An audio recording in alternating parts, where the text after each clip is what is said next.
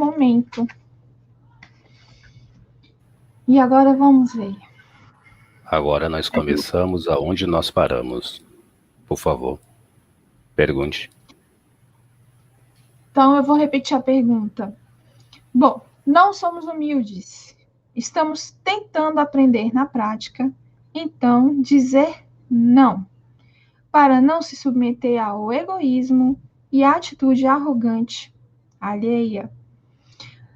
Enfim, essa postura é uma centelha da humildade? Se esse não vier com paciência e calma, é humildade. E se não vier com paciência e calma, costumeiramente entendida por vocês, encarnados, que venha com sinceridade leal, ao ímpeto que não quer desforra. E uma personalidade que não necessita de briga. Nem muito menos mediante a um gênio que assim quer impor, com seu não, uma verdade maior de que a submissão que estão tentando lhe instigar. Depende muito da forma reativa do não. E hoje em dia, o não de vocês, todos, quase todos são reativos. Até quando vocês dizem que querem dar um carinho, o não é reativo. E o sim é submisso. Isso não é um julgamento. A princípio, a humildade não tem a ver com escolha. Tem a ver com postura interior de caráter. Tem a ver com tua ética. Tem a ver com aquilo que você anima por dentro. Então você pode dar um não e ser humilde sem ferir por fora e nem muito menos você se trair por dentro. Porque você dá um não, se humilhando por dentro e ferindo por fora, pode ser qualquer outra coisa, menos humildade. Um não que lhe fere e lhe machuca, não é humildade. Um não que te submete a alguma coisa ou se sobrepõe a você a alguma situação, não é humildade. Nós vemos muito hoje em dia, menina, não e sims, cheio de mimos. Falta personalidade naquele que ouve não e personalidade naquele que diz não. E lealdade nessas duas personalidades para que eles, assim, se façam cada vez melhores na sua intimidade. É uma pergunta um tanto interessante e ao mesmo tempo estranha. Porque é muito ampla, depende muito mais do gênio e do temperamento e educação e amor próprio de que humildade. Isso não tem nada a ver com humildade. Porém, nós entendemos que como hoje é interpretada a humildade de uma forma fútil, cabe bem. Se a humildade for interpretada como um prêmio, como um ganho, como um merecimento, não como um reencontro e despertamento, aí sim, talvez eu possa concordar com esse disparado.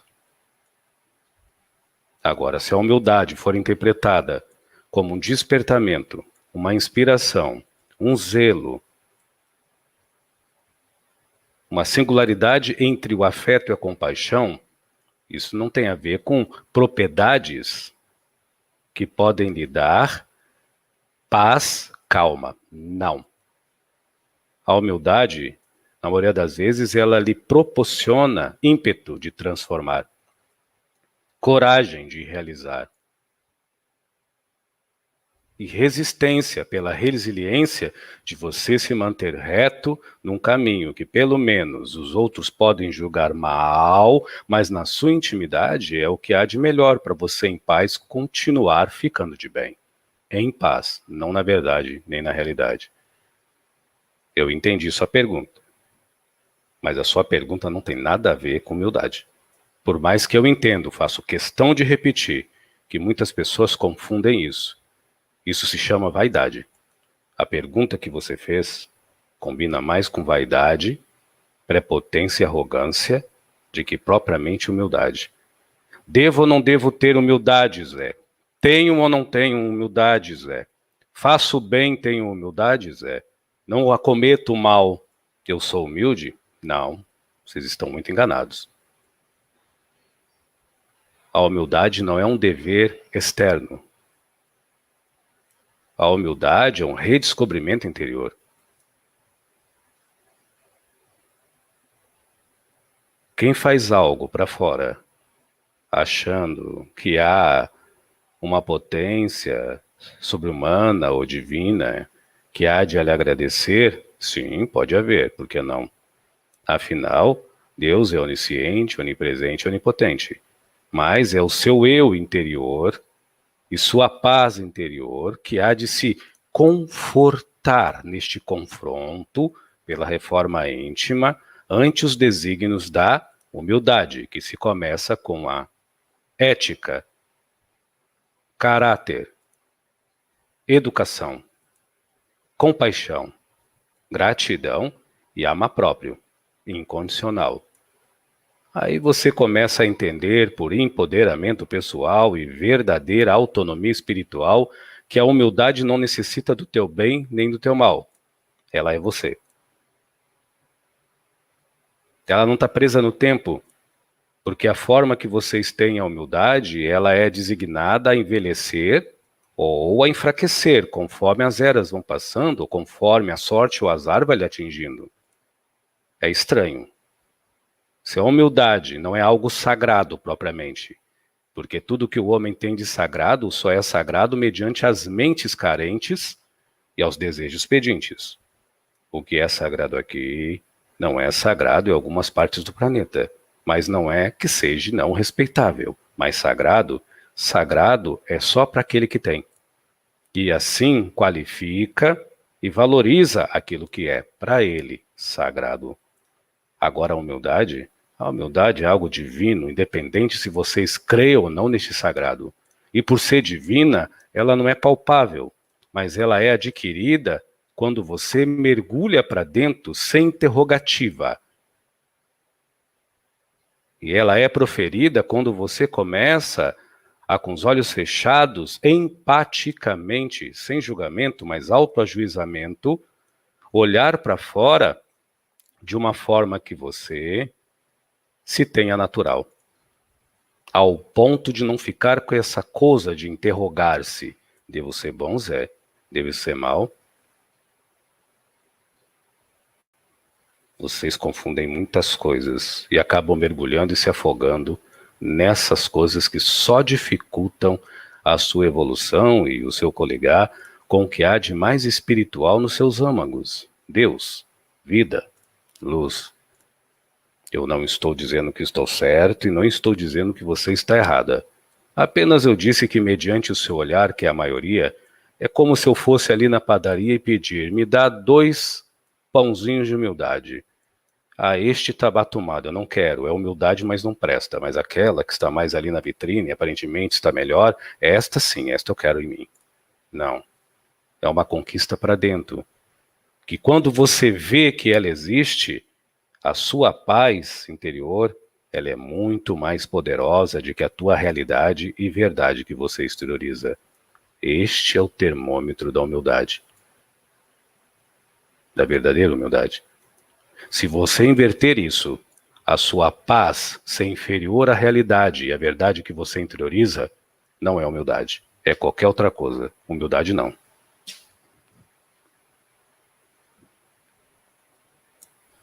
Fique à vontade, menina.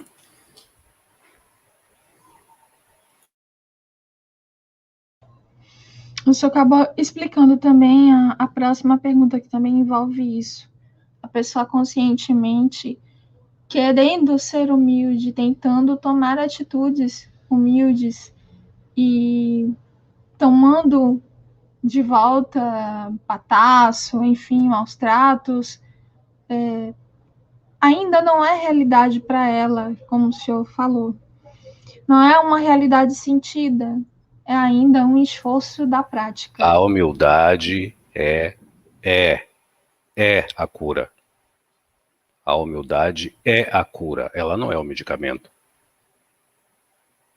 O medicamento são os subpranos da humildade, como discernimento, calma, paciência, quietude, apaziguamento, brandura, mansidão. E isso são subníveis que vão alcançar o nível da humildade, porque quando você chega num patamar de pouca humildade, já é muita humildade. Não existe pouquinha humildade, existe humildade. Não existe estou começando a ser humilde. É como um despertar numa manhã ensolarada. Você sabe bem que quando não tem sol e tem nuvens, qualquer criança sabe a diferença. Vista, a humildade é a mesma coisa. Quando a humildade começa a germinar, mesmo que aos poucos dentro de alguém, mesmo que em centelha e em fagulha, não é pouca humildade, é humildade. E essa humildade, ela é incomodativa e provocativa, porque ela não se planta e germina no que você tem como valor quantitativo. E ela não floresce no que vocês têm como importância de verdade e de realidade. Quase sempre a humildade não está nisso aí, não. Ela está no teu silêncio. Ela está na tua paz, mas como é que você vai saber o que é humildade se nem paz você sabe e nem paz você entende porque você não tem humildade? Como é que você vai ouvir o seu silêncio que até o seu próprio silêncio e sussurro você se incomoda? Então a humildade, ela não quer ouvir, ela escuta. Ela não quer ver, ela percebe. Ela não precisa ir, ela recebe e concebe.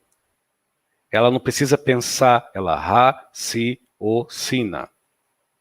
Ela não é movida por sentimentos viscerais, nem por emoções desenfreadas. Ela é totalmente empática. Então a humildade, ela é inspirativa.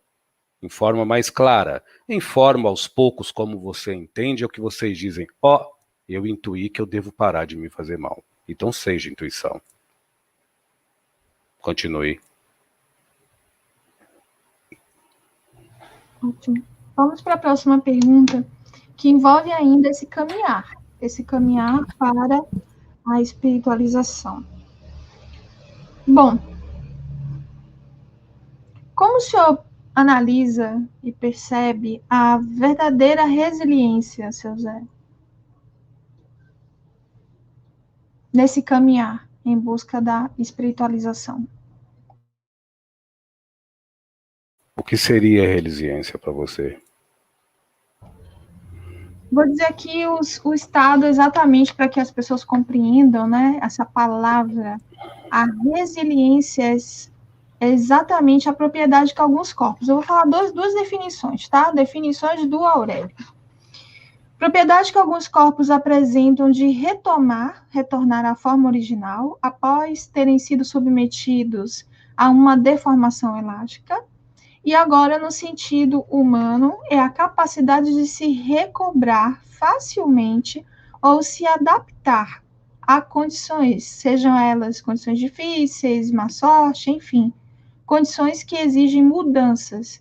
Então, essa capacidade de se adaptar é a resiliência. Ok, José? Agora, você pode responder para mim,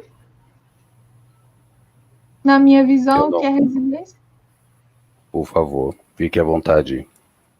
A resiliência, para mim, é algo muito importante, porque ela me ajudou a não perder a minha fé. Então, em todos os momentos em que eu me vi em situações em que eram mudanças difíceis, duras, drásticas, em que exigiam demais, estressavam demais emoções que eu ainda não dominava, sentimentos que eu ainda não tinha controle, então, esta capacidade me permitiu continuar acreditando, continuar tendo fé, continuar persistindo nas minhas possibilidades. Eu não caí diante do negativo, eu prossegui. Tomei tropeços, mas eu tive ajuda também, porque acreditei nessas ajudas, acreditei na força que está por trás dessa ajuda, mas, independente disso, eu posso dizer que eu também consegui. Isso foi uma decisão minha, de acreditar, de dar crédito.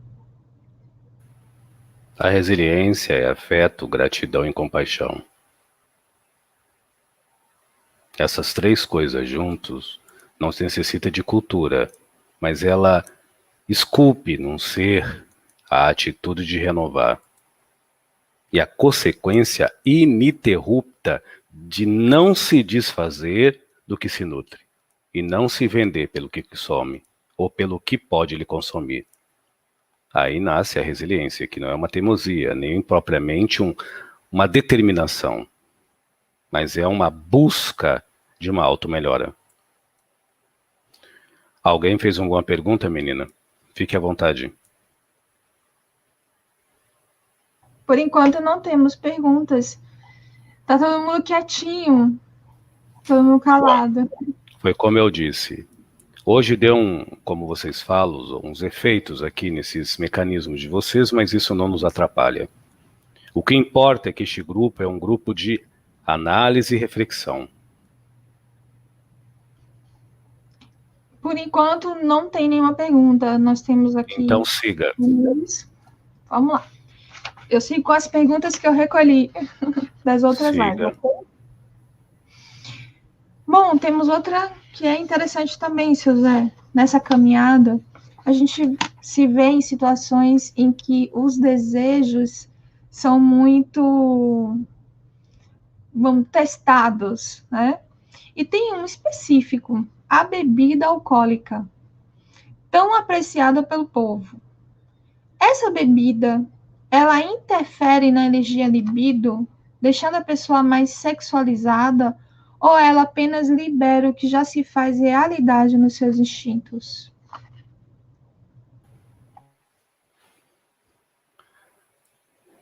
Muitos remédios de homeopatia vão a uma quantidade de álcool, obviamente, não ao ponto de tornar o que a pessoa bebe, em alguns processos de homeopatia, algo que vai deixá-la drogada, tonta ou alcoolizada. Com toda sinceridade, eu vejo que o problema não é no álcool, mas eu não aconselho a ninguém sair por aí como um beberrão, um alcoólatra, um viciado. A grande questão é a educação. Há países ricos em cultura, mas pobres de educação. E há países pobres na cultura e ordinários na educação. Quando um país é pobre na sua cultura, mas rico no seu folclore, e quando um país é ordinário, o que é ordinário, Zé? Tipo, os pertencentes deste país não valorizam seus próprios conterrâneos e também o que o solo da sua pátria lhe oferece, gratuitamente, vida. Quando isso acontece, desde os políticos a quem vota neles, desde um músico a quem não sabe tocar, nem bater palmas, nem muito menos assobiar, pode ter certeza que é uma educação fútil através do entretenimento, ou muitas das vezes, da forma menopáusica, que as pessoas lembram de ocorrências boas, mas sabem de cor as ocorrências ruins. Quando nós falamos, muitas vezes, neste medianeiro, sobre educação, nós não estamos falando de educação propriamente da faculdade. Nós estamos falando da educação além da cultura. A educação da gentileza, a educação da leveza, da doceez, da ternura, da gratidão, a educação da indulgência, do altruísmo, a educação da cumplicidade do respeito, da calma e da paciência, do afeto e do amar a si, no mínimo, da máxima, a si mesmo, de uma forma mais incondicionalizada. Essa educação é rara, muito rara. Quando não se tem essa educação, você pode se afogar com uma gota d'água e desencarnar com um copo d'água. Fato é que as pessoas hoje comem, não se alimentam.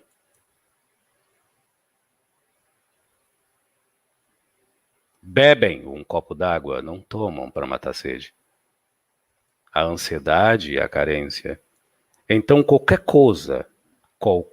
coisa, mas em principal monta e de uma forma negativa, os alucinógenos, como a cocaína, a bebida de álcool, o fumo, os alucinógenos. É uma fuga para vocês sair dessa própria letargia de realidade, de verdade, sem um pingo de paz interior, por falta de educação. Você acha que nós espíritos achamos ruim uma roda de amigos e de amigas se divertindo educadamente e socialmente numa mesa, tomando a sua cerveja? O que eu tenho a ver com a vida de vocês? Nada.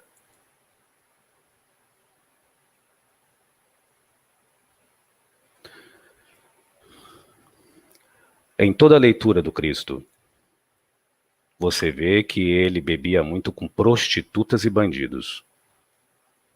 E nenhuma dessas leituras você vê um sinal do Cristo ou de quem bebia com ele de sensualização, sexualização, maus tratos ou violência. Pelo contrário, era muita dança em volta de fogueiras, risos e brincadeiras. Mas em toda a escritura do Cristo, você vê pessoas falando de Deus, desejando a morte. Falando da vida, mas discípulas da carnificina, da vingança, pelo um Deus maior ou mais forte do que o seu que me ouve. Isso nessa era, há mais de 2000 anos atrás. Agora, respondendo bem a pergunta desse rapaz ou dessa moça, se ele assim bebe e sente-se excitado, para de beber e seja mais educado mediante a sua sensibilidade. Eu creio que o problema não está na bebida, está na falta de educação da sua sensibilidade, não mediunidade. E sensibilidade é muito mais do que mediunidade, porque não depende do afrorismo, nem do estavismo de um mentor ou de um obsessor por fora. É consequência do mal orientado, desarmônico, em alguns casos raros, desequilibrado, que auto-obsedeia por dentro. Está respondido. Os desmandos e os exageros, isto, até num copo d'água é veneno. Porém, eu não aconselho a ninguém beber, fumar ou se destruir. O dia que o ser humano aprender a viver de uma forma mais social, harmônica e equilibrada com os outros, porque já tem paz consigo mesmo, até a sua palavra deixa de ser veneno, e a sua saliva para si só deixa de ser ácido sulfúrico. Nós vemos muitas das vezes, menina, o quanto ódio corrói as tripas sem usar copo, mas vive balançando e sacudindo entre o sangue, ossos e músculos, mediante o vasilame corpo físico de muita gente por aí. Você me entende? Entendo sim, seu Zé. Então continue. Obrigado. Eu estava pensando sobre isso, né? E as nossas dores não deixam de ser uma inflamação do nosso sentir. Mas eu não sei se estou correta no meu raciocínio.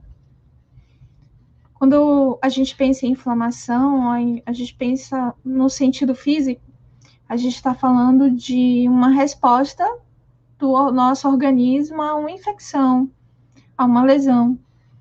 Essa inflamação, esse ato de inflamar, né, se visto no plano espiritual, para este crescimento, esse caminho, essa espiritualização, passa a ter uma amplitude, uma outra visão. Então, a dor, muitas vezes latente para as pessoas, elas se esquecem que essa dor passa. Porque se ela se oportunizar, passar na dor e recolher da dor aquilo que realmente vale para a sua experiência de crescimento, seria então assim mais fluido o seu crescimento. Mas o que acontece é que as pessoas se paralisam na dor. Então, há uma outra maneira, seu Zé, da gente fazer fluir as nossas dores através do sentir? O senhor tem alguma sugestão? A escolha e as boas escolhas só são feitas quando nós realmente aprendemos a nos sentir e a nos perceber. Então, antes de sentir algo, você precisa se perceber, se notar o que você é para você, não para os outros. E o que você faz para você não é para os outros. E não é com o que você utiliza, é o com que você só nega. E eu posso garantir, pessoas desse padrão só negam o seu melhor. E repetem só o quê? O bem que os outros determinam. Ou o bom que os outros impõem. E ela fica no estado de vazio, ou, muitas das vezes, cheia de crendices e de achismos, como Maria vai com as outras. Eu estou lhe sendo honesto. Não estou generalizando, mas estou lhe respondendo com toda honestidade e respeito. Personalismo é uma coisa, empoderamento pessoal é outra. Por isso que para sair de certos costumes viciantes, a espiritualidade fica em segundo plano. E você necessita de um terapeuta, psicanalista, psicólogo, em alguns casos até um bom psiquiatra. Isso não é ofender os ouvidos de quem tem fé. E isso é testemunho da fé de quem sabe limpar os ouvidos por dentro. Entendendo que, em alguns casos psicológicos e psíquicos de costume, ou até mesmo de obsessão, que logo, sequencialmente, há a viciação neuronal ou hormonal do corpo físico, do ser assim, obsediado, se for o caso, ele necessita de uma intervenção química, médica e especializada. Um bom espírita, ou espiritualista, um bandista, ou candomblessista, por lógica de fé raciocinada, nunca dispensa a medicina da terra, com todas as problemáticas e falhas que tem. Como se a espiritualidade não fosse falha. Quem não é falha é Deus. Ele não é falho. O resto é submisso à falha, sim. Inclusive eu.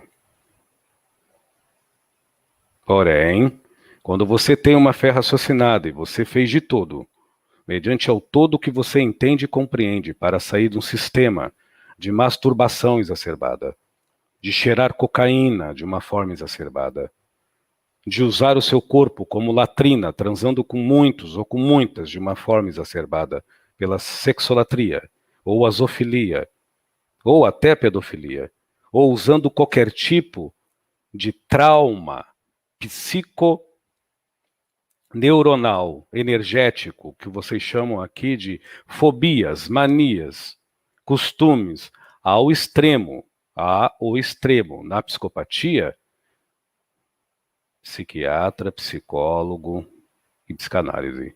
E a espiritualidade, se assim você quiser. A questão é, menina, que muita gente que me escuta, e repito, não é julgamento, quando encrava uma unha inflama, vai correndo ao médico. O cérebro é um músculo, é um órgão como qualquer outro. Necessita de cuidados, não só espirituais.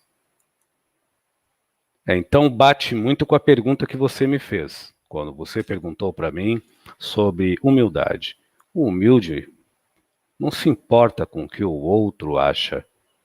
Ele abre a porta da autoperfeição do seu eu cada vez mais, querendo se sentir em paz com ele só.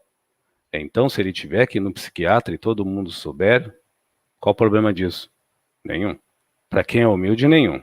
Agora, para quem busca a humildade, ou querendo a vitimização, ou querendo alguém para culpar, ou já se sentindo culpado, ou obrigado, ou cansado de tentar, fica um pouco difícil. Porque a única coisa que o humilde almeja quando busca algo é só a melhora. O resto, para ele, não importa. Se vão achar feio, mais fraco, mais forte, se vão dizer que ele não tem axé ou não tem mentor, para ele não importa. Mas isso, em terra de vaidoso, muda não nasce, semente não germina. E em terra de orgulhoso, então,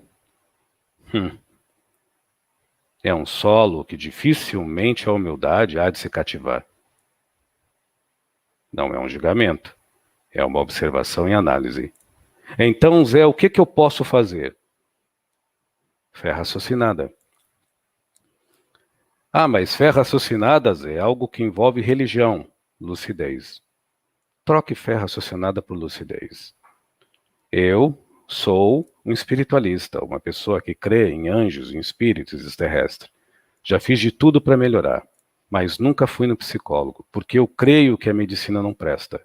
Ou acredito que os homens são falhos. É mais ou menos assim que nós começamos a identificar a conturbação psiconeuronal e emocional de muita gente, que a humildade está longe, mas a pretensão vive batendo a porta e a prejunção serve de leito. Em todos os vícios humanos. O que é da terra, o que é do espírito é do espírito. Não quer nenhuma nem outra? Procure as duas. Só para que você não fique só. Mas muitas das vezes nós vemos pessoas preferindo sofrer com uma e com outra ou com as duas, mas viver na sua intimidade em triste e miserável solidão. Está claro? Está claríssimo, seu Zé. Muito obrigada. Fique à vontade, menina. Nós temos aqui, o senhor marcou a colocação do José, nosso amigo aí, que está sempre acompanhando os nossos estudos. Enfim, vou lê-la. Salve suas forças, seu Zé.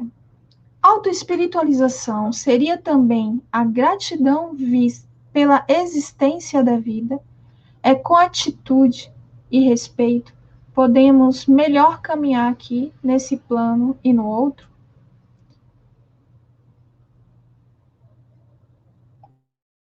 Você pode repetir, por gentileza, de uma forma que ajude outras pessoas? Eu entendi. Por favor. Sim. Ele está afirmando, não é uma pergunta. Ele está afirmando que a autoespiritualização seria também a gratidão pela existência da vida. E com atitude e respeito, podemos melhor caminhar aqui, nesse plano e no outro. É uma colocação, na verdade. Meu amigo, José, guarde isso no seu coração do que esse seu amigo, o Igual, vai lhe falar. As colocações tuas são válidas. Quando tudo isso que você escreveu e colocou aí é endossado por uma paz. Uma paz que não disputa para fora. Nada. Nada nem com ninguém. E uma paz que te alimenta por dentro, mesmo que lhe falte tudo. Eu vou repetir com calma, porque isso parece impossível para o ser humano. E quando nós falamos tudo, vocês são possuidores do todo que pode moldar, não um tudo, que é muito maior, mas de um todo que pode suprir o que você não tem, chamado qualificar. Qualifique a gratidão, não quantifique, e você não vai esperar do outro o que você já pode dar.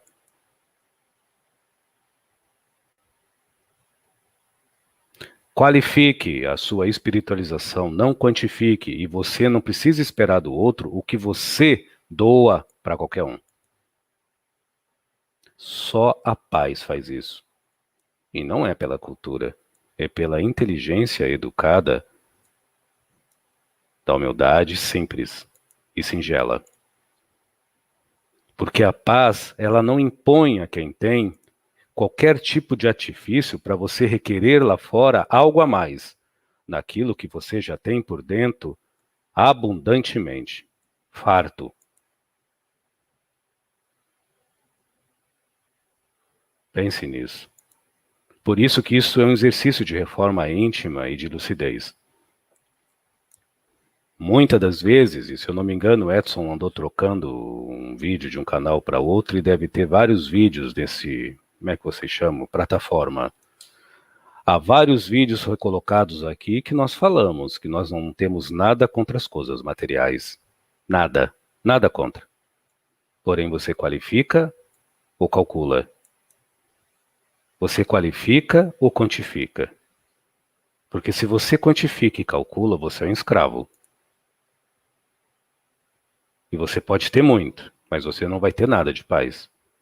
Agora, se você qualifica o pouco que tem, você é dono de tudo que você é. E você é senhor de tudo que lhe pertence. É isso que eu estou falando. E isso vale também para a humildade e para a autoespiritualização. É como uma pessoa que pega, por exemplo, é um canal de estudo, não de crítica. Pega o Exu da Meia-Noite, do escritor Rubens Saraceni, e diz assim: este Exu Meia-Noite é o único Exu e é o verdadeiro e é o primeiro e é só ele que é. Eu não preciso nem responder para quem estuda. Eu nem posso dizer que a Umbanda Sagrada é melhor de qualquer outra, é mais uma. Assim como não posso dizer que a Umbanda esotérica é superior à Sagrada, é mais uma. O plano espiritual é vasto, meu irmão. Tem muitos Zé Pilintra que nunca viram outro. Assim como tem Exus que andam de cavalo, tem Exus que andam em motos que flutuam pela gravidade do plano astral. Não há rodas. Isso não é questão de evolução, é questão de adaptação e realidade vivente de cada um. Tal qual os que andam de cavalo e os que andam nessa moto são evoluídos, por dentro, independente da casca cheia de cores, ou opaca ou cinza que eles se revestem para fora. A mesma coisa vale para os sentimentos sublimes. Se você calcular, hoje eu tenho mais humildade, você não tem nada. Você está calculando o quê? O que é incalculável, mas por dentro é imensurável de bênção? Por dentro. Hoje, 2021, vocês não podem dizer que a espiritualidade nunca avisou vocês. Está tudo escrito aí. A reforma íntima é um caminho educativo maravilhoso. Em todas as religiões e em todas as umbandas, esotérica, molocó, umbandombré, umbanda com daime, ou umbanda esotérica, e as diversas umbandas riscadas, traçadas, de mesa, a umbanda que for. Eu não desfaço de nenhuma. Mas nós não podemos fazer da espiritualidade o que nós fazemos com o nosso umbigo. Classificar essa é melhor, essa é pior, esse é melhor, esse é pior. Eu não estou misturando as fontes. Assim vale aos ensinamentos dos sentires nobres. Você quer saber quando você ama alguém sem impor condições? É quando você não se magoa mais quando alguém não gosta de você. Enquanto você se magoar pelo sentir que você não pode obrigar no outro, mas que você pode abrigar no seu coração por livre e espontânea naturalidade, pode ter certeza que o teu amor ainda é falho, o que você doa e o que você nutre. É um crescimento lento, meu jovem.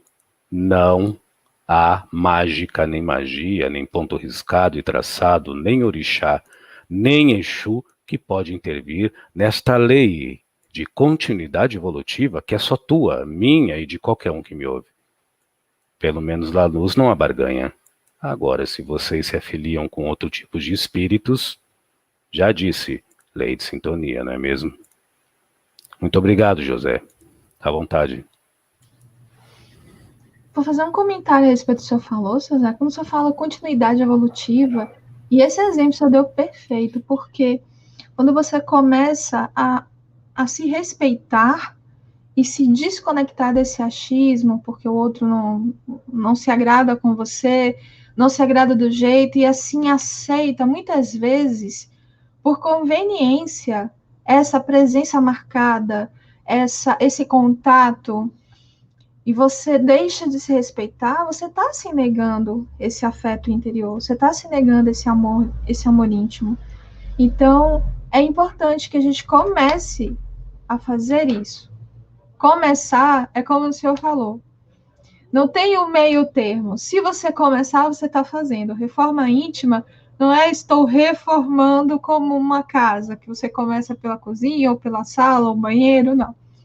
Você está fazendo a reforma íntima significa que você está fazendo agora. Eu estou na reforma íntima. Não é um contínuo, porque não tem isso. Então, porque eu estou fazendo reforma íntima, eu vou errar conscientemente? Então, não é bem por aí. Você falou que não tem mais tempo para isso. Concorda? Concordo, mas lembramos que a reforma íntima é uma constância ininterrupta de progresso interior. Ela mais faz você progredir para dentro de que a amostra supostamente ao crivo do outro, que vai classificar bonzinho ou malzinha e bonzinho por fora. Então, a reforma íntima faz você evoluir para dentro, e evoluir para dentro se chama progresso. Você progride na sua intimidade como ser humano lúcido, ao ponto de tamanha de lucidez que você não requerer as três coisas que causam a maior dor e sofrimento nesta terra: obrigar que o outro lhe ame. E dentro deste obrigar que o outro te ame, lhe goste, lhe admire e lhe aceite. E impor a verdade no outro. E dentro deste impor a verdade do outro, muitas das vezes, por conveniência, se submeter às aparências, e muitas das vezes, por conveniência, viver em posse, por eloquência de pertencer, de se manter, ou de se acoplar a algum tipo de agrupamento, algum tipo de forma, modo e maneira e trejeitos funcionais para ser mais aceito do que está de fora como real e verdade, mesmo que você se dispense e dispensa por dentro no que poderia lhe tornar com maior idade lúcida, num progresso interior, como verdadeira e real paz de espírito. E a terceira coisa é a ansiedade e a carência. A reforma íntima, a princípio, ela medica a ansiedade, que cria carência, que numbra e penumbra todos os sentires mais nobres, maquiando o afeto com afeições, a alegria com euforia. A própria raiva, que é um sentir normal do ímpeto, para vocês construir o novo como raiva reativa, punitiva e julgadora.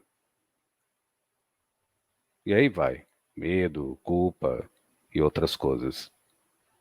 É esse tipo de armadilha que nós não estamos pedindo que as pessoas se tornem expert em psicologia, mas, mediante as suas ideologias, que elas possam ser expert em se amar.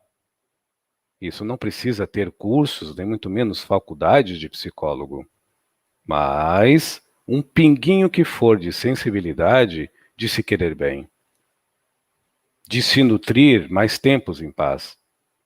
Até os seres mais positivos têm pensamentos ruins, sentimentos e emoções, menina. Entretanto, eles não alimentam. Só o fato de não alimentar o que pode vir de ruim torna-nos mais lúcidos para construir na sua interioridade algo de bom, evitando que para fora ele requeira do outro a submissão, ou muitas das vezes ele se fantasie de macaco, de picadeiro ou de qualquer tipo de animal que precisa se submeter para ser aceito. Pensem no que eu estou falando. Como eu já disse e torno a falar, é um grupo de estudo e de conversa. Afinal, somos amigos, não somos? E falo com sinceridade. Pensem, analisem e sigam a vida que vocês mais se afinizem e quiser. Vocês são livres. Fique à vontade, menina. Essa constância que é importante, né, seu Zé? Porque se a gente for no Aurélio, a constância é a qualidade daquele que não falta uma tarefa, dever, tratamento, aula, enfim. Existe uma assiduidade, exatamente porque ela é frequente. Então, é um tratamento de persistência, de insistência, de obstinação. Então, foi isso que eu quis dizer.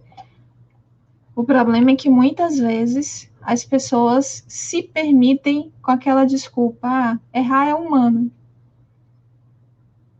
Então, precisamos fazer escolhas mais assertivas para que a gente Errar é humano para quem não se diferencia muito de um símil, que não pensa por si só e não controla os teus instintos. Eu concordo, sim.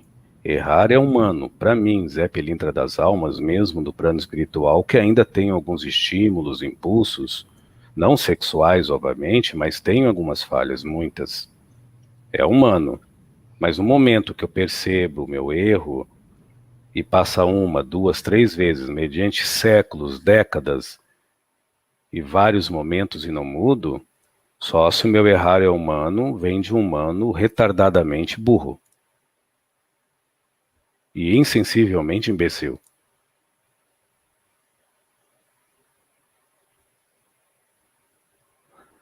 Há pouco tempo atrás, esse médium vivia visitando o estado do Rio de Janeiro e outros estados sulistas. O Edson Rosa é gaúcho. E ele entrou numa roda de conversa espiritual. E nesta roda, um dos rapazes mais afoitos disse mais ou menos assim, sem citar nomes, obviamente, estou falando de uma forma metafórica, mas não menos verdadeira e diferente do fato ocorrido. Eu quero mais que todo mundo se for. E há pouco tempo atrás, nas internets, vocês viam pessoas famosas escrevendo: eu quero mais que todo mundo se for. Vamos entrar na terapia do for. O libertanismo, ou melhor, perdão pela dislexia, o ser humano que é adepto a esse culto à liberdade exacerbada, cuidado. Uma terra sem lei, o teu corpo tem vários donos, e nenhum é você. Numa terra sem direitos e sem responsabilidades, o que menos você manda é no teu ego. Por isso que a mídia e o sistema farmacêutico são os donos dessa terra. E o resto é gado. E falo isso com muito respeito, mas é uma realidade. Zé, por que você está falando assim com nós? Não, eu não estou falando assim com ninguém. Eu estou tratando vocês como adultos que merecem respeito. E como adultos, eu estou falando de uma forma extremamente sincera e respeitosa. Vocês vivem no modismo de dizer transição planetária, como se transição planetária fosse uma água jogada numa vidraça. E logo após volta a ter pó de novo e fica suja. Transição planetária é um ácido sulfúrico numa carne viva, que não volta mais ao normal. Não deforma, limpa, mas não suja mais. Então nós espíritos não estamos exigindo de vocês a perfeição. Talvez nós podemos instigar e, quem sabe, pedir menos humanidade no ser humano que se diz homem sapiens. E eu nem estou dizendo faça o bem para o outro, eu só estou solicitando, deixe de se tratar mal. Quem sabe, abre aspas, quem sabe você que me ouve, por gentileza, deixe de se tratar mal. Como faço isso, Zé? Se eu já procurei tudo. Vá aonde você nunca procurou e aonde os seus preceitos criam tabu. Recorra às medicinas ou à espiritualidade que não lhe cobre um centavo. E que trabalhe só com magnetismo, nem se for a distância, que você terá os grandes resultados. Porém, talvez eles vão cobrar algo muito mais valioso do que dinheiro. É o diamante da tua fé e do teu amor próprio, raciocinado e descondicionado dentro do teu coração. E isso não trata as bordas da tua aparência. Isso tratará a tua alma pelo teu Espírito Santo e medicará o teu ego pela tua consciência momentaneamente não sóbria e pela tua mente momentaneamente deslocada da realidade. Em lugares bons, não lhe oferece o melhor, nem a melhora, mas lhe oferta o que você só nega para melhorar a realidade. Uma realidade com paz e com verdade. Não uma realidade com verdades que não dão paz. Verdades e realidades que não dão paz são entretenimento. E o entretenimento é um vício pior do que o sexual. Tão ferraz como uma droga. Porque você não sai do lugar. Vive condenando os outros, vive discípulo da sorte e do azar, vive adepto a um Deus que castiga, ou a um orixá que oportunamente, ou um Deus, seja ele qual for, a um Exu, a um guia espiritual de qualquer linha, que sagazmente e sordidamente, com barganhas, não com merecimento, lhe auxilia e lhe ajuda. Haja obsessor para socorrer alguém assim, não é mesmo? Mas cada um tem os guias que merece e cada um se afilia à linha espiritual e às bordoadas da vida que necessita para voltar a ser gente, no mínimo, a se fazer melhor. À vontade, menino. Tem essas duas perguntas envolvendo a mediunidade. Eu vou ler a do Rafael, tá? Nosso amigo Siga à Rafael. vontade, por favor. Nosso amigo Rafael fala assim: boa noite, meu amigo e colega. Poderia falar na consciência dos médiuns em saber que faz parte de uma equipe, onde há uma interação entre médium e entidades, ou melhor, amigos espirituais? Inteligente pergunta, interessante também. Porém, quando um espírito incorporado ou pela psicografia, ou psicofonia, ou evidência de alguém, diz para você que me ouve, você é um colega, um parceiro, você trabalha na linha de Preto Velho, ou você é até um Exu, ou você trabalha na linha de Bezerra de Menezes. Eu prefiro aqueles que trabalham na linha do amor e vivem usando a ferramenta do amar incondicional. Esses merecem não só o meu respeito, mas também o curvar dos meus joelhos e as minhas maiores peditórias de prece para que eu evolua tal qual a eles também.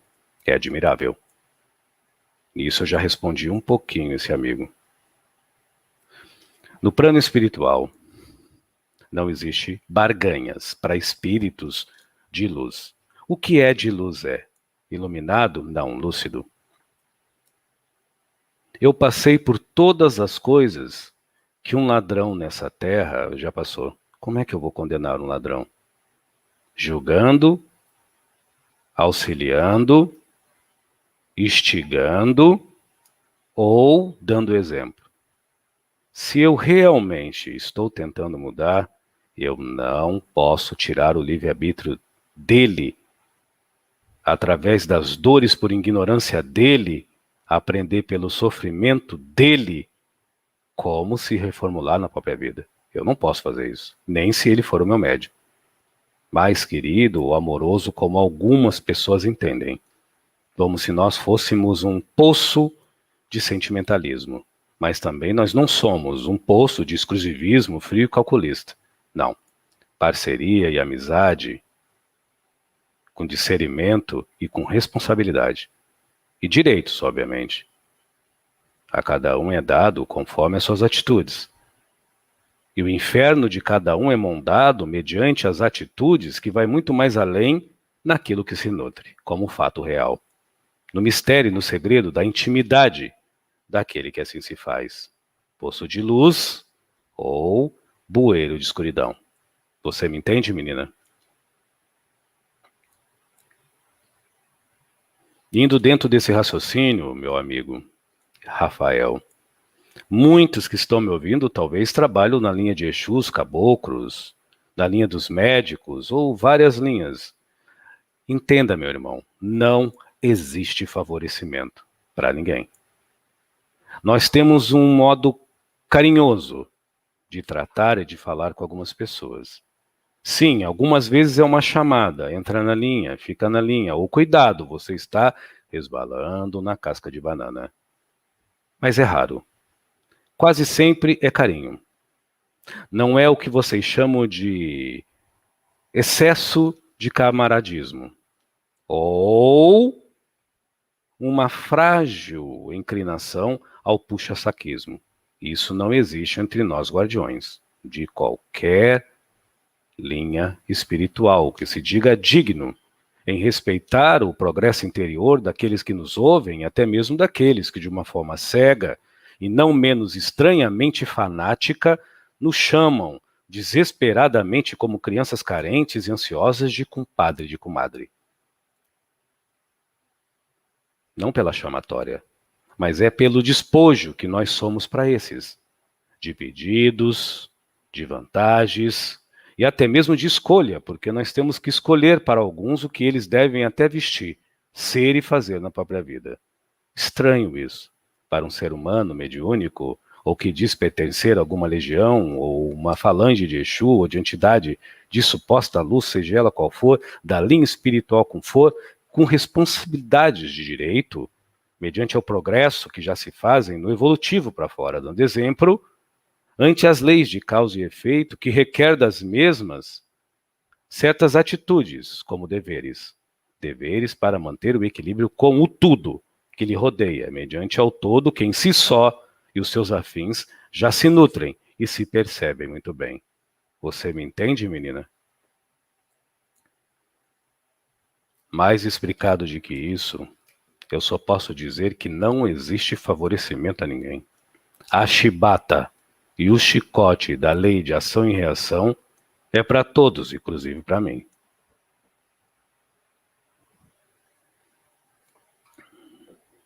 A diferença é que quando você vai a amadurecimento, você pratica o bem, porque o bem lhe torna melhor em paz.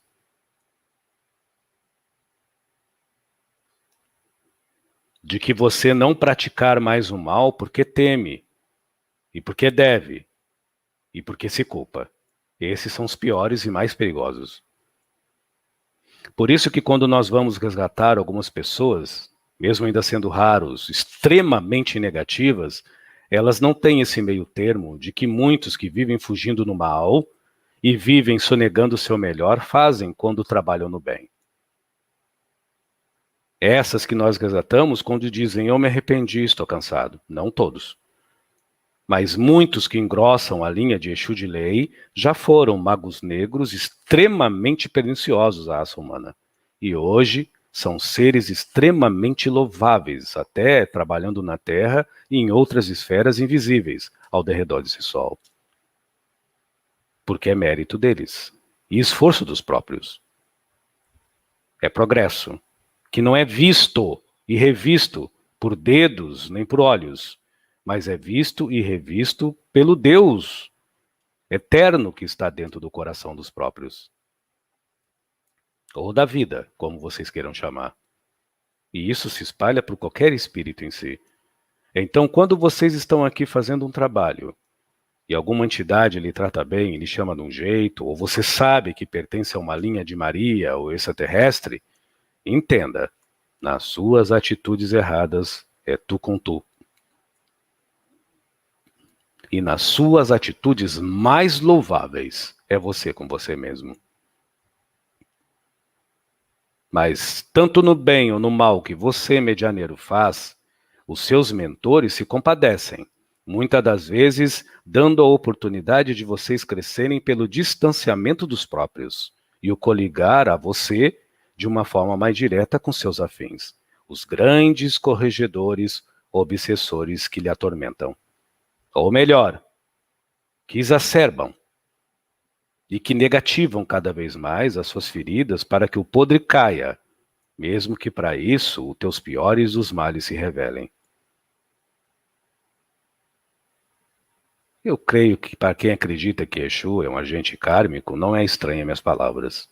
Mas, hoje em dia tem várias umbandas com várias bandas, não é mesmo? Eu continuo afirmando que cada um com suas obras nutridas, não apenas com suas feituras como pintura e caricatura adquiridas por feitos, mas obras nutridas como tatuagens, inapagáveis como o fato real, na naturalidade do que é, nutrido nos seus íntimos, como efeito do seu espírito, não como efeito de bem e de mal, certo e errado dos seus egos doentios. À vontade, menina. Ainda nesse contexto de mediunidade, seu Zé, vários amigos enviaram perguntas muito similares a esta que eu vou fazer agora. Eu fiz um compêndio para formular uma pergunta só. Muitas pessoas estão falando da eclosão da sua sensibilidade, a sensibilidade sem equilíbrio em muitos deles. Outros estão falando de processos mediúnicos. Então, a eclosão de processos mediúnicos, como, por exemplo, a abertura de evidência, clareaudiência, os sentidos estão mais sensíveis, né? Mais apurados, são sinais de autoespiritualização? Não, em hipótese nenhuma. A autossensibilização, se assim você usasse na sensibilidade e na mediunidade, não te faria mal. Não lhe traria qualquer incômodo. Só que quando você fala alto com U, é para dentro. Não é com L para fora. E sendo com U para dentro, não importa o visível, mas lhe comporta a paz que o invisível, que é para dentro de você, lhe alimenta, lhe sustenta e lhe alinha. Nós vemos pessoas extremamente sensíveis, mas constantemente desequilibradas. A percepção infantil e futilizada da espiritualidade que as mesmas alimentam dentro de si, mediante os seus conceitos, só intelectuais, mas sem um pingo de educação, faz isso. Aí nós vemos preconceitos submersos e escondidos com piedade e calma, fala manso, devagar e pausadamente. E aí nós ouvimos também, muitas das vezes, arrogância e estupidez disfarçada com grande cultura de falar 5, 6 idiomas e de incorporar apenas espíritos renomados. Mas eu ainda sou das antigas, por mais que para hoje a sociedade desta era, muitas coisas que nós espíritos falam está caindo por terra mediante ao afrorismo ansioso e ao cupismo carente de algumas. Eu não estou citando o nome, coloque a cartola ou crava o seu cravo no peito se quiser, ou sua rosa entre o seu ombro, se assim se bem queiras. O que eu posso dizer é que um bom desenvolvimento mediúnico é feito em coletividade e não é por via de internet. É o meu ponto de vista. Um desenvolvimento da sensibilidade, se falar de qualidades e singularidades de benefício de sentires nobres humanos carnados e de maledicências humanas carnadas, vale a pena. Se começar a misturar a sensibilidade com manifestos espirituais, quase que em massa, hoje em dia, mesmo que seja o melhor curso que for pela internet, a tendência é nascer na seriedade, nadar na futilidade e se deparar com a idolatria descabida. E eu não falo em quem está proporcionando o curso, mas quase sempre em quem busca tal poder. Hoje em dia, a mediunidade é poder para alguns, e duvidar até status. Sensibilidade, então, para outros, as pessoas se confundem com heróis que vêm nesses cinemas de hoje. Beira, entre a insanidade, que é a loucura, o ridículo e a imbecilidade, mas é o que nós temos hoje em dia, né, menina? Não todos, mas alguns como médio, fazer o quê? Então, quando nós temos um médium como este, falho, e um espírito como eu, sem luz, falando algumas coisas fora da maioria, é bestialidade ou é mistificação, o que seja. A consciência de vocês sabe o que é. É o que eu posso dizer, sem defesa. A consciência de quem me ouve sabe o que é. Fique à vontade, menina. Antes de falar essa pergunta, eu queria fazer 2 definições para poder a gente situar as pessoas. Vamos falar de moral e de ética. A moral, ela prevalece os costumes, as regras, os tabus, as convenções, as regras sociais também, que concerne a sociedade. Então, a sociedade impõe que a moral, como diz o ditado, a moral e o bom costume prevaleçam determinadas regras. E a ética vai mais para o pessoal, porque é como você se comporta diante disso. Então, é o estudo dos valores morais. Então, olha, a gente sabe que tem ali uma regra moral, então é por sua ética cumpri-la. É a sua palavra colocando em pautas que você vai cumprir os valores que a moral da sociedade coloca. Então, são princípios que motivam, né? Distorcem, disciplinam ou orientam o comportamento humano. Tem pessoas que não têm ética, tem outras que sim. Esse é um assunto, seu Zé, muito falado por causa da politicagem. A gente está tendo aí sessões que estão questionando a ética no comportamento de alguns políticos da nossa sociedade. Entenda. A moral da sociedade doente. A ética é uma naturalidade de escolha e de postura. Mediante ao que você nutre, isso vai moldando as suas escolhas referente aos teus desejos e vontades e ao que você já nutre por si só, independente das consequências informativas e cognitivas que vêm de fora. Eu vou dar um exemplo. O homossexualismo é ético? Sim. Qual o problema? Ser lésbica é ético? Totalmente ético. Agora, ser hétero e machista não é amoral, é burrice e animal.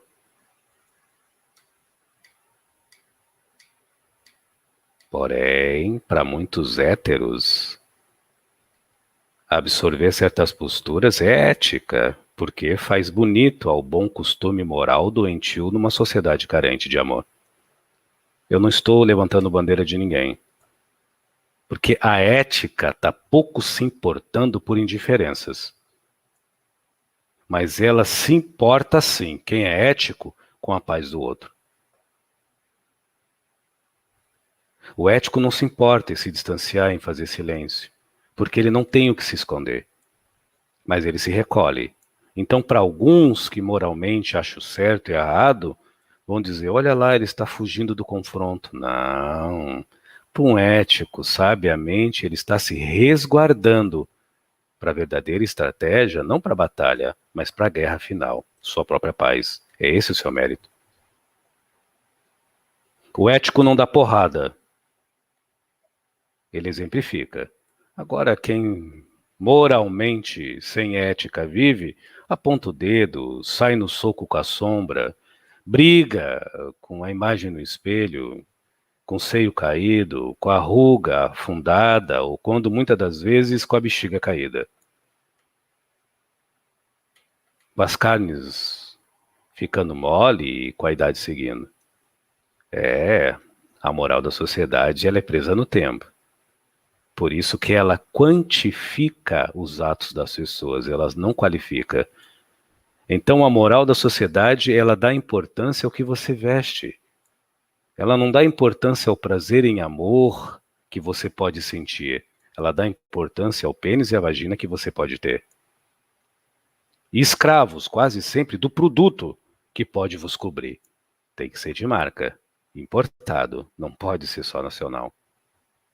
Porque moralmente você, com uma tese um pouco mais escura, além de ser o negro, lindo, uma negra bonita, ou um loiro, a cor que for, conforme a moral de dita sociedade, não é de praxe, ou não é educação, você sustentar a sua permanência em alguns locais. Afinal, é a moral. Não há moral nenhuma em você estar mantendo uma situação que coloque a forma dúbia ou duvidosa do que você adquiriu, seja de um carro, ou um celular, ou ao sapato que você está usando. A moral, ela valoriza muito mais o que você aparenta. A ética, ela cristaliza em luz e valoriza muito mais o que você sustenta por dentro. Por isso que quem tem moral apenas sem ética nenhuma, mente e engana para aqueles que não convém. Mostrar quem é. E para aqueles que convém, porque ele quer ser aceito, ele é capacho, ou submisso, ou quase um retardado, ou bebilóide, fazendo tudo o que os outros querem. Agora, quem é ético é odiado numa sociedade assim. Porque ele é discípulo da verdade. Muitas das vezes, para não agredir as pessoas com a verdade, não a mentira, ele cala. E você quer acabar com a moral de um falso ético? Dê o silêncio. Mas dê um silêncio com paz, não com deboche. E dê um sorriso, não com deboche ou qualquer coisa assim, mas com vida. Aí você vai descobrir na prática o que eu estou falando.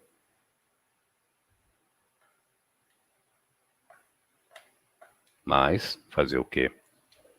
Tempo ao tempo, não é mesmo? Mais uma pergunta, menina. À vontade. Tem duas nesse contexto. Você acabou de colocar definições e conceitos a respeito dessa moral e dessa ética dentro da sociedade. A gente poderia levar esses conceitos também para terreiros, para casas de axé, onde muitas vezes a gente encontra realidades totalmente amorais e sem ética. Então, os médios que querem trabalhar precisam observar essa moral e essa ética nessas casas. Em qualquer realidade espiritual. Em qualquer realidade espiritual de um ambiente físico, o médio deve fechar os olhos para os ritos, para a liturgia, para a teosofia, e abrir os olhos para a ciência, para a empatia e para a filosofia. Disciplinar de ética moral, que se resume no caráter de quem frequenta. Porque essa ética moral, ela resume no caráter do frequentador como não necessitados, que também são esses que eu vou falar, do dirigente ao médium, da Ekede à mãe pequena, ao Babalorixá ou a Ilalorixá, do mestre ao posélito, do aprendiz ao diretor. Essas pessoas têm que ser analisadas não pelo modo vivente que elas operam com a espiritualidade. Isso inclui a mediunidade que elas exercem. Abre aspas, os poderes limitados psíquicos que elas detêm. Mas elas devem ser medidas, não calculadas, pela integridade e dos princípios éticos morais mediante o seu caráter, que ela percorre não só no dito templo, mas no seu dia a dia. Porque se isso se inverter, é cego guiando cego. E cego guiando cego, acontece o que está acontecendo aí, na maioria dos lugares. Muita cultura sem nenhuma educação. Todo mundo hoje quer ser mago e quer saber de magia. Repito, este canal não foi aberto para criticar ninguém. Cada um faz da sua vida a loucura e a idiotice que quiser. Mas não adianta eu mexer com as mães naturezas, crer na mãe Oxum, pedindo fartura, se eu sou um vagabundo. Pedir Papai Ogum que ele me proteja nas ruas da vida, se eu sou o primeiro a injuriar a vida alheia.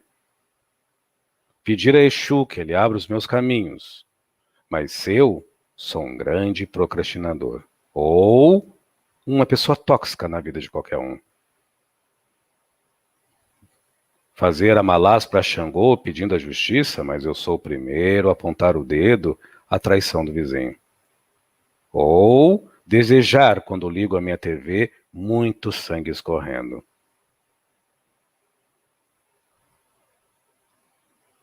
Não adianta eu ter fé em Nossa Senhora, rezando para os meus filhos ter luz e dormir abaixo de um cobertorzinho quente, e eu desejar a morte, e das piores formas possíveis, ao trombadinha que roubou o meu celular do meio da rua. Eu quero que este aí morra. E não morra apenas.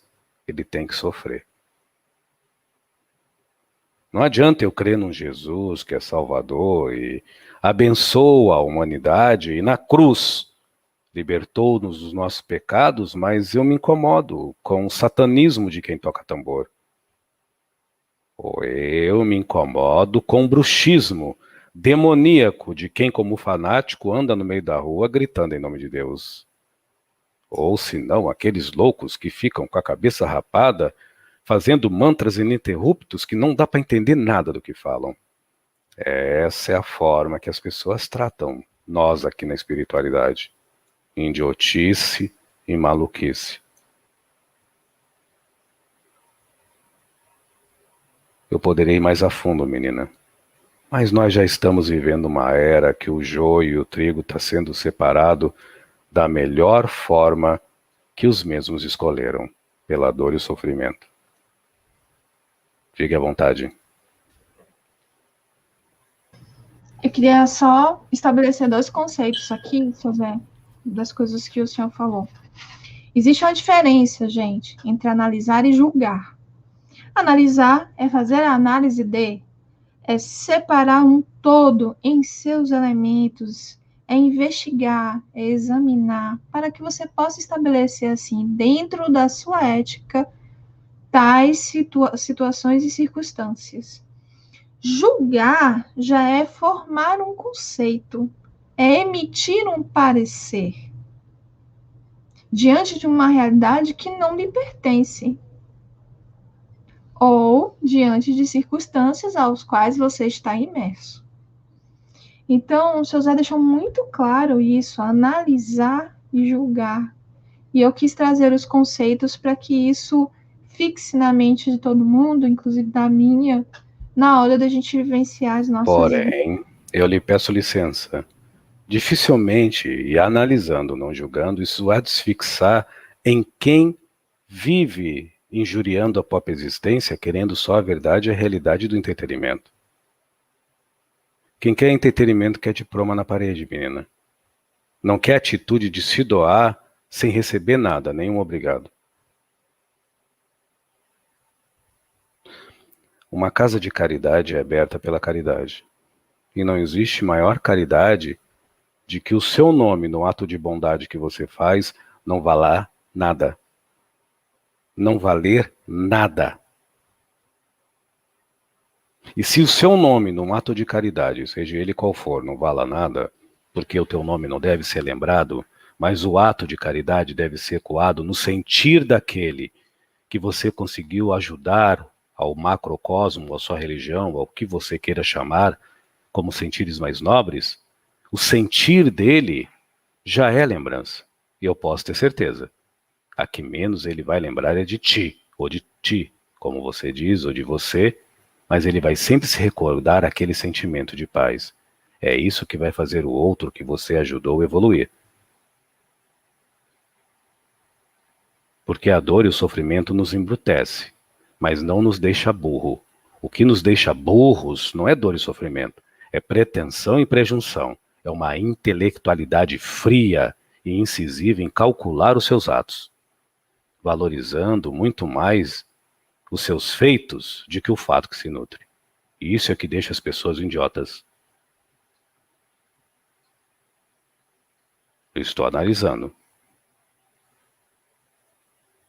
Então, para algumas pessoas, as suas palavras não hão de se encaixar. Como eu não estou dando nome, é algumas pessoas. Só lá quem sabe é Deus, ou aquelas que talvez ficaram chateadas e se aborreceram. Eu não entendo por quê, mas...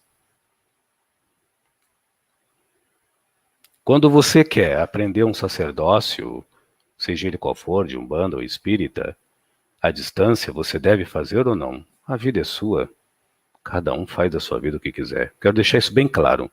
Por isso que nós pedimos para seu Edson abrir esse canal separado.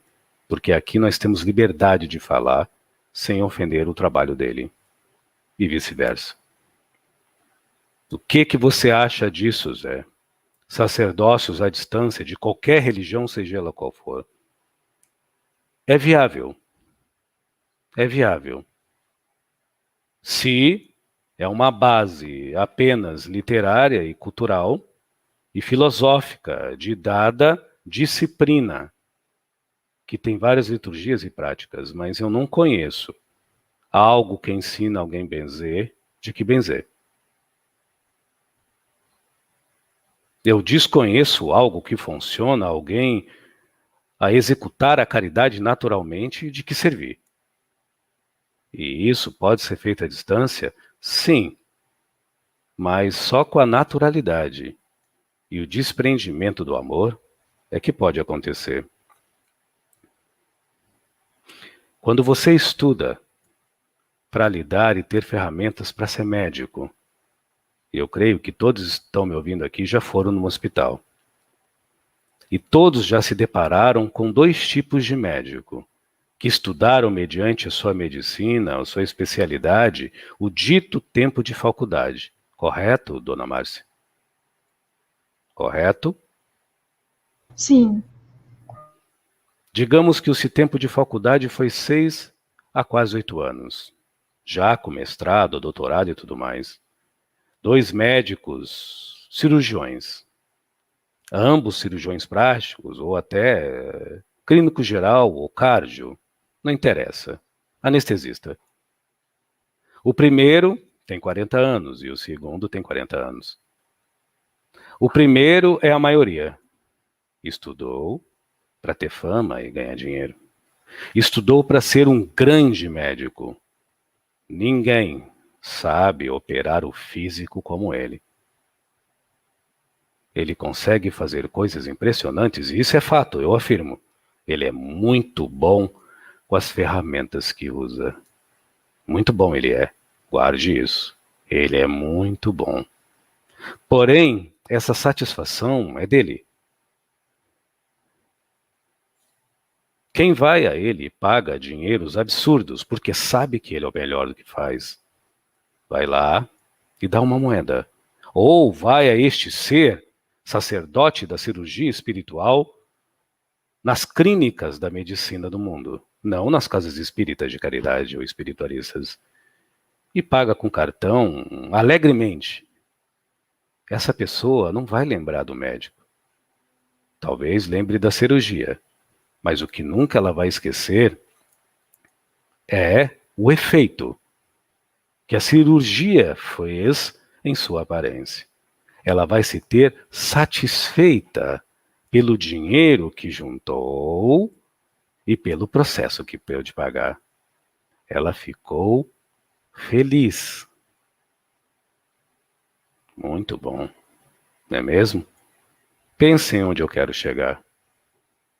E esse doutor, com as burras cheias de dinheiro, e o dinheiro, em metáfora, pode ser vaidade, puxação de saco, idolatria, fama, ou qualquer outra coisa que envolva a realidade e a verdade que as pessoas lutam tanto para sustentar, fugindo da sua paz. Já o segundo é um outro tipo de médico. Não é meia boca, mas é um bom médico, tal qual o primeiro. Porém, ele se atém muito mais à mão que assegura o bisturi. E ele é muito mais atento, não se a mão dele vai tremer e se o bisturi vai cortar direito, mas ele é muito atento aos seus pensamentos antes do corte, aos seus sentimentos antes do trato, e às suas emoções antes, durante e depois a cirurgia em alguém. Este já chega com cartão de visita, dando um abraço, um bom dia, uma boa tarde nos seus pacientes. E ele não pede nenhum cartão de crédito, nem dinheiro, mesmo que ele sabe que a clínica que ele trabalha necessita disso. Se nós levarmos no lado metafórico, quando as pessoas começam a querer envaidecê-lo, ele diz, só um pouquinho aí, você é bonita, você apenas vai fazer uma leve cirurgia para exaltar algo que você diz que tem defeito. Mas eu não estou vendo defeito. Porém, você é livre. Então, ele tira o mérito que nunca foi dele e coloca na existência daquela pessoa que, com autoestima, ou por ter ou não dinheiro, quer se ter mais bonita, porque assim ela acha que ficará bem. Você entende onde eu quero chegar, menina? Então, o primeiro médico é um excelente profissional. Eu não estou falando disso, ou um excelente sacerdote. Sabe tudo direitinho. Mastigado. Ele sabe copiar os processos. Agora, já o segundo, ele é aprimorado. Ele faz a cirurgia o primeiro e fica 5, 6, 7, 10 anos esperando ou aguardando que a pessoa precise dele para que ela, de alguma forma, necessite endeusá-lo. E ele, pacienciosamente, calcula no tempo do relógio o dia que, pelas fraquezas íntimas dela ou pela aparência que envelhece, há de recorrer a seus préstimos.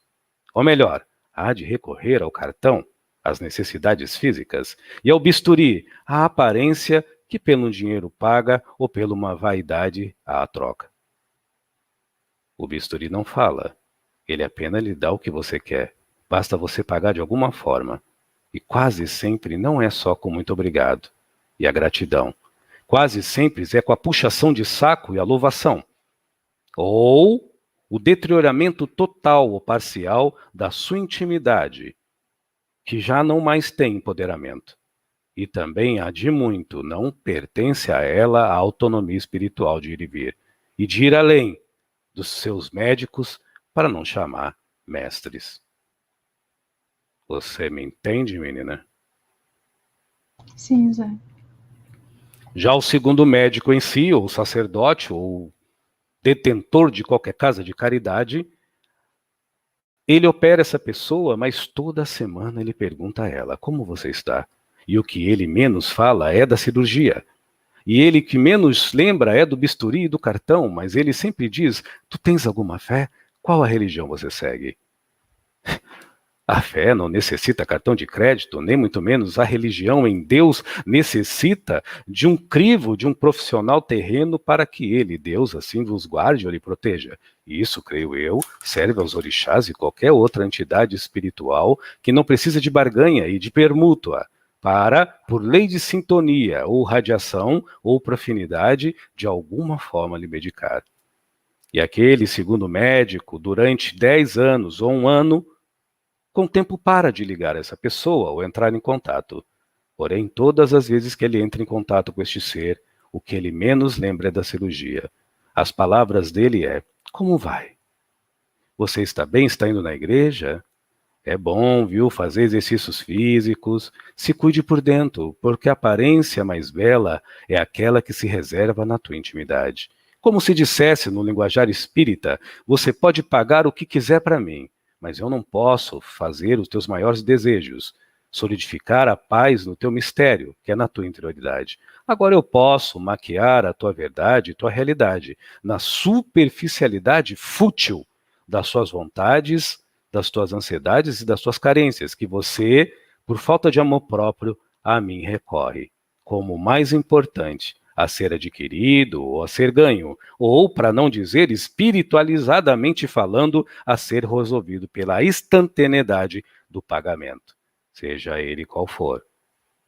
Nem que para isso esse pagamento não seja em dinheiro, mas seja pela conveniência e anulação da minha real essência, o meu amor.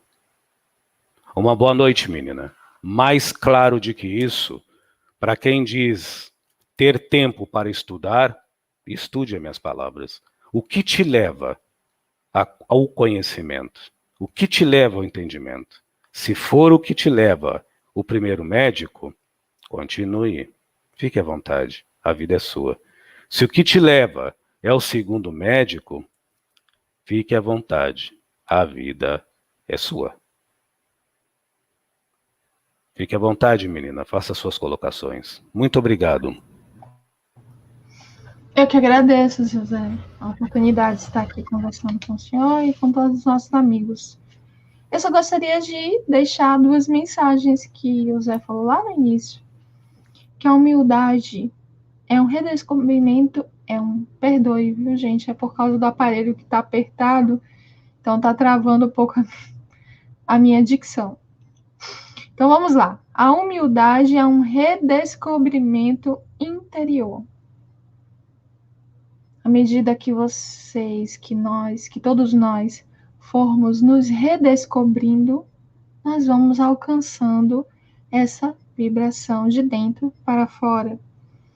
Ele também propôs a ética, a educação, o caráter respeitoso, a compaixão, a gratidão, o amor próprio. Então, a humildade somos nós. Quando a gente mergulha nesse interior, nós nos damos a oportunidade de nos medicar, de nos curar. Então, fiquem com as palavras do Zé, releiam, escutem novamente essas palavras A maravilhosas. humildade é uma essência de ser, não é um estado de se manter. Todas as beneficências que você faz esforço obrigatório para manter, lhe cansa. E o que lhe cansa é difícil tornar natural. E o exemplo da naturalidade não vem pelo cansaço, vem pelo prazer. Prazer de nutrir o que já é, e com prazer de você doar o que já se faz real em você.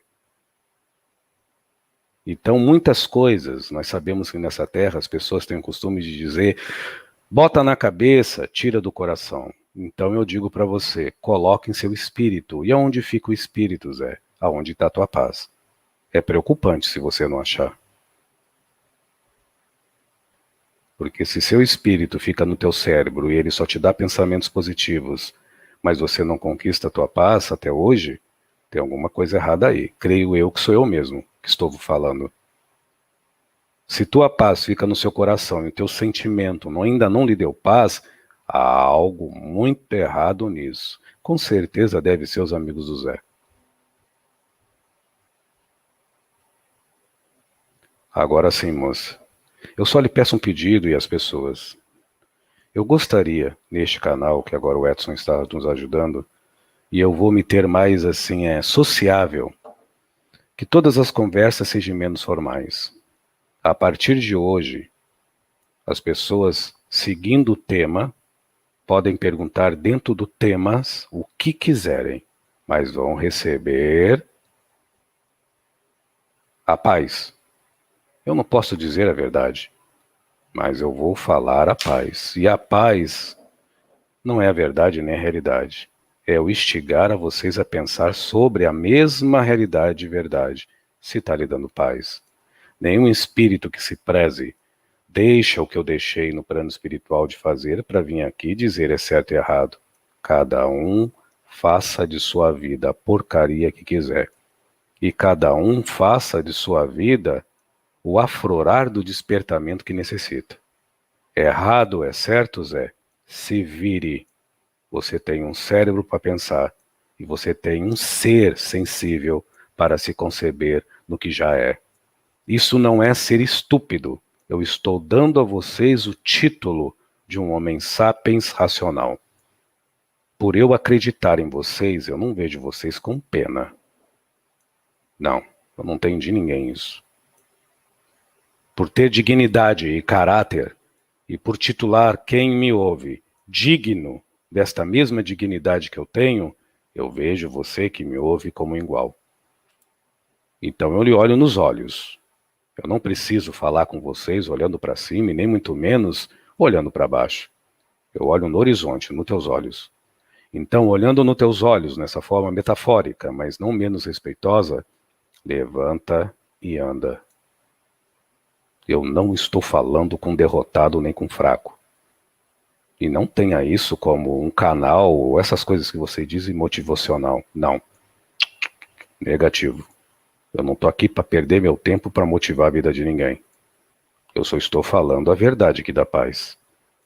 Eu não encontrei até hoje, nem no plano espiritual físico, um ignorante derrotado.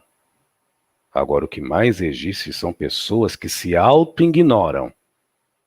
E por essa auto-ignoração, começam a se derrotar. Aí vem o mestre e diz: homem, conheça-te, a verdade vos libertará. O seu pior inimigo não está muito longe.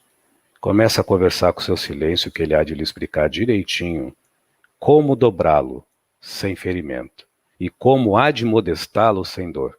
Lhe dê carinho, conceba amor. Não consegue, acha que isso é meloso, melindroso? Então vamos ser mais materialistas. Higienicamente lhe dê respeito. Se dê respeito. Aprende a calar a boca, ou aprende pelo menos a falar disciplinadamente o que é bom.